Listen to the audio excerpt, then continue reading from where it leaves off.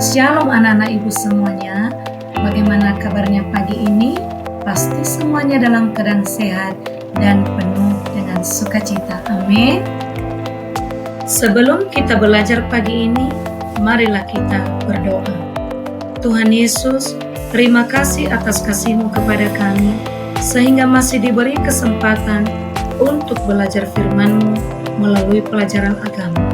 Kami mohon Engkau berkati kami dalam proses belajar mengajar ini. Berikan kami hikmat dan semangat yang baru. Dalam nama Tuhan Yesus, kami sudah berdoa. Amin.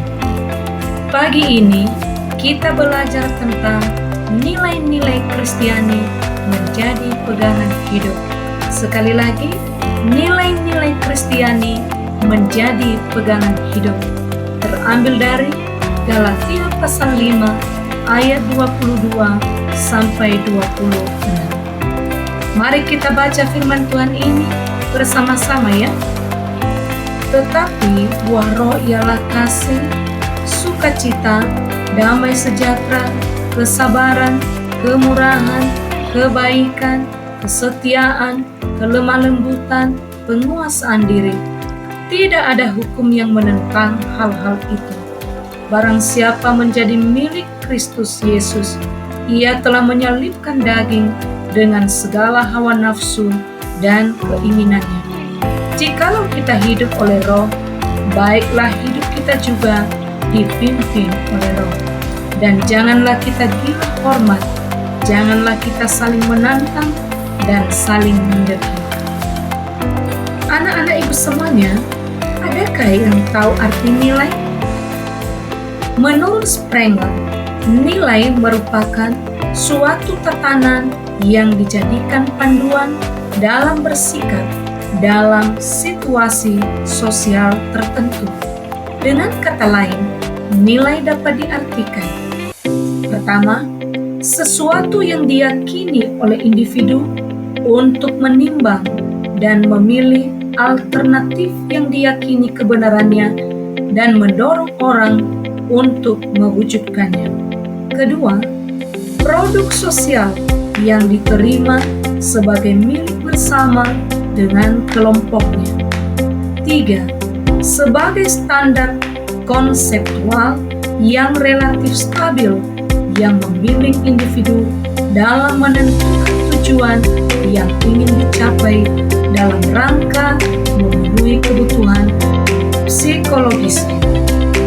Dari pengertian tersebut, maka kita dapat menyimpulkan bahwa nilai adalah konsep yang dijadikan prinsip hidup yang menjadi acuan bagi manusia dalam bersikap dan bertindak.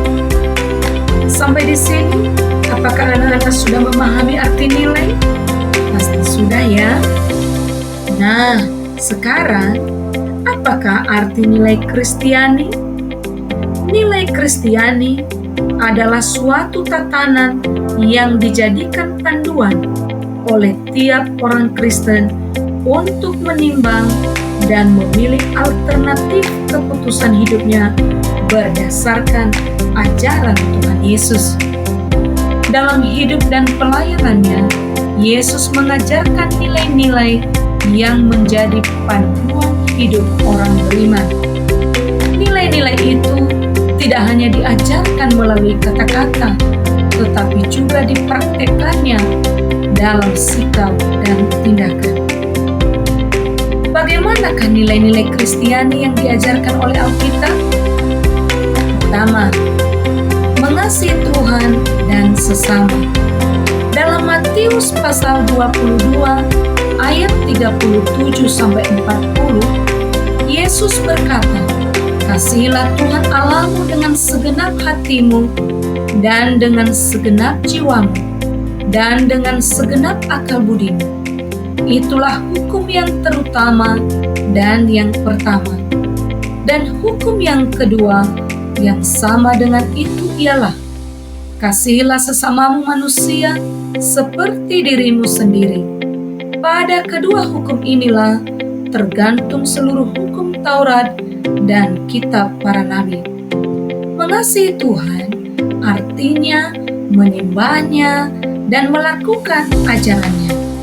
Ini bisa kita lakukan dengan cara beribadah dengan sungguh-sungguh, rajin berdoa, rajin membaca Alkitab, dan ajaran Alkitab tersebut kita terapkan dalam kehidupan sehari-hari. Mengasihi sesama artinya menghargai harkat dan martabat sesama, menunjukkan simpati dan empati pada sesama tanpa kecuali. Sebagai contoh, ketika ada teman yang mengalami kesulitan, kita tidak hanya merasa kasihan, melainkan bertindak untuk menolong. Yang kedua, rendah hati. Kerendahan hati adalah kebalikan dari kesombongan. Kerendahan hati menggambarkan kemampuan manusia yang paham siapa dirinya sebagai ciptaan Tuhan. Kerendahan hati membuat seseorang menghargai orang lain, mengambil sikap mengalah untuk kebaikan, sehingga tercipta kehidupan yang damai dan harmonis dengan sesama. Yang ketiga, kejujuran. Kejujuran adalah kesamaan apa yang ada dalam hati dengan yang diucapkan. Kejujuran adalah lawan dari kebohongan. Orang jujur berbicara apa adanya. Apakah anak-anak ibu pernah berbohong? Ayo mengakulah. Bagaimana perasaanmu ketika berbohong? Pasti tidak nyaman, bukan? Karena hati nurani pasti tertuduh saat seseorang berbohong. Makanya kita harus belajar untuk berkata jujur. Yang keempat, bermoral. Dalam Matius pasal 15 ayat 19-20, Yesus memberikan daftar tindakan yang merupakan tindakan tidak bermoral, yaitu pikiran jahat, pembunuhan, perzinahan, percabulan, pencurian, sumpah palsu, dan hujat. Hidup bermoral artinya menjaga tubuh dari semua perilaku yang bertentangan dengan firman Allah. Nah, sebagai remaja Kristen perlu menjaga diri loh, menjaga pergaulan juga agar tidak terjerumus dalam melakukan hal-hal yang tidak sesuai dengan firman Allah. Yang kelima, murah hati. Alkitab mengajarkan kepada kita untuk tidak bersikap kikir. Sebaliknya, kita diajar untuk memberi atau berbagi kepada orang yang berkekurangan atau yang membutuhkan bantuan. Setiap orang pasti ada kemampuan untuk berbagi kepada orang lain. Misalnya membagi uang, makanan, waktu, tenaga, maupun perhatian. Orang yang murah hati pasti diberkati, pasti mendapatkan juga kemurahan hati dari orang lain. Yang keenam, kata dan perbuatan sama atau memiliki integritas. Yesus tidak menyukai orang munafik, orang Farisi dan ahli-ahli Taurat, atau pengajar-pengajar orang Yahudi memahami semua hukum Taurat, bahkan hafal mereka loh. Namun Tuhan Yesus mencela mereka karena mereka tidak mempraktikkan ajaran agama dalam kehidupannya sehari-hari. Dalam Matius pasal 7 ayat 15-17, Yesus mengatakan, "Waspadalah terhadap nabi-nabi palsu yang datang kepadamu dengan menyamar seperti domba. Tetapi sesungguhnya mereka adalah serigala yang buas. Dari buahnya lah kamu akan mengenal mereka. Dapatkah orang memetik buah anggur dari semak duri atau buah ara dari rumput duri? Demikianlah setiap pohon yang baik menghasilkan buah yang baik, sedang pohon yang tidak baik menghasilkan buah yang tidak baik." Artinya, orang yang hanya mengerti dan mengajarkan yang baik tetapi tidak melakukannya disebut orang munafik. Perilaku seperti itu dibenci oleh Tuhan Yesus. Makanya, anak-anak ibu semuanya, belajarlah untuk tidak munafik. Yang ketujuh, jangan merasa diri paling benar. Anak-anak ibu, tidak ada orang yang sempurna. Kita semua adalah orang berdosa. Kita menjadi benar karena telah ditebus oleh Tuhan Yesus melalui pengorbanannya di kayu salib. Kita tidak berhak untuk menghakimi orang lain. Penghakiman adalah hak Tuhan. Contoh manusia yang merasa diri paling benar adalah orang Farisi. Dalam Lukas 18 ayat 11 dapat kita baca, orang Farisi itu berdiri dan berdoa dalam hatinya begini, "Ya Allah, aku mengucap syukur kepadamu karena aku tidak sama seperti semua orang lain. Bukan perampok, bukan orang lalim, bukan pezina, dan bukan juga seperti pemungut cukai ini."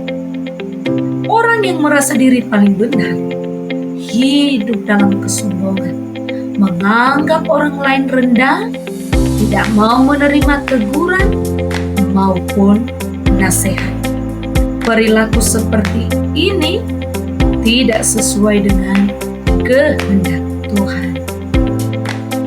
Yang kedelapan, yang terakhir ini ya, jangan menyimpan dendam dan mau mengampuni orang lain. Orang percaya tidak boleh menyimpan amarah atau dendam kepada orang lain. Dalam Matius pasal 5 ayat 43-45, kita dinasihati oleh Tuhan Yesus demikian, "Kamu telah mendengar firman, kasihilah sesamamu manusia dan bencilah musuhmu. Tetapi aku berkata kepadamu, kasihilah musuhmu dan berdoalah bagi mereka yang menganiaya kamu.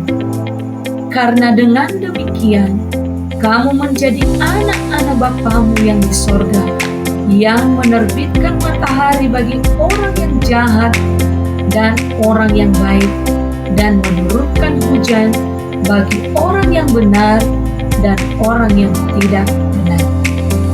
Memang cukup sulit melupakan kesalahan orang lain, bukan? Tapi ingatlah bahwa kita pun pernah membuat kesalahan kepada orang lain. Marilah kita belajar untuk memaafkan dan tidak mengingat-ingat kesalahan orang lain. Dengan demikian, hati kita tetap terpelihara dalam damai sejahtera. Kita sendiri yang beruntung, bukan? Dalam Matius pasal 6 ayat 14-15, Yesus mengajar kita demikian, "Karena jikalau kamu mengampuni kesalahan orang, Bapamu yang di sorga mengampuni kamu juga. Tetapi jikalau kamu tidak mengampuni orang, Bapamu juga tidak akan mengampuni kesalahanmu." Artinya, anak-anak, orang yang tidak mengampuni orang lain tidak akan mendapat pengampunan dari Tuhan. Karena itu, jika ada di antara anak-anak ibu yang masih marah dan menyimpan dendam kepada orang lain, belajarlah mulai hari ini untuk memaafkan ya. Berdoalah kepada Tuhan Yesus supaya dimampukan untuk mengampuni orang lain, sehingga kesalahan kita juga diampuni oleh Bapa di surga. Anak-anak ibu, demikian saja pelajaran kita pagi ini. Marilah kita terapkan nilai-nilai Kristiani dalam kehidupan kita sehari-hari, baik di rumah, di sekolah, di gereja, atau dimanapun kita berada. Mari kita berdoa. Tuhan Yesus, terima kasih atas pelajaran yang sudah kami dengar pagi ini. Mampukan kami melakukannya dalam kehidupan sehari-hari. Biarlah Tuhan Yesus dapat dilihat orang melalui perkataan dan perbuatan kami. Dalam nama Tuhan Yesus, kami sudah berdoa. Amin. Sampai jumpa di lain waktu. Tuhan Yesus memberkati kita semua. Shalom.